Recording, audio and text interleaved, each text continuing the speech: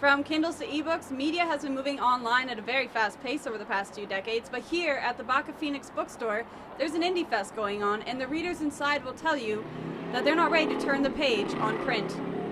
The Baka Phoenix is the world's oldest science fiction and fantasy bookstore. Opened in 1972, the store has changed hands and locations, but the business has persevered. And that's despite the fact that according to a new report, print sales have actually fallen in Canada. BookNet Canada's report found that print sales had fallen by 4% last year. At this sci-fi bookstore, however, print books are still very much in demand. The Indie Literary Fair showcases independent authors and publishers for a day of readings and interviews.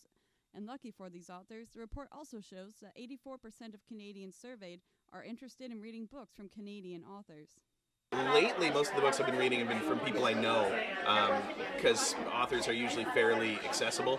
And in Toronto, there's a Toronto-based sci-fi fantasy horror press called Cheesy Publications.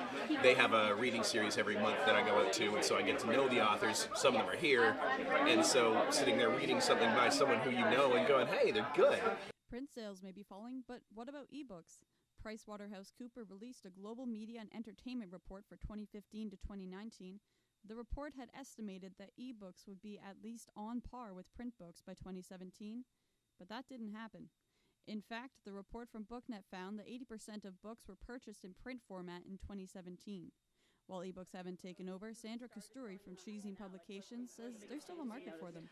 Well, we were one of the first people to really embrace ebooks right away. There were a lot of publishers who we talked to even 3 or 4 years later who were going, "Yeah, we're thinking about doing that ebook thing." And we're going, "Are you insane?" Because actually a lot of our really steady income comes from ebook sales. And of course, no book returns, which is golden. Steampunk fiction writer Rebecca Diem sells ebook copies of her work, although she says ebooks can't provide the same experience as print.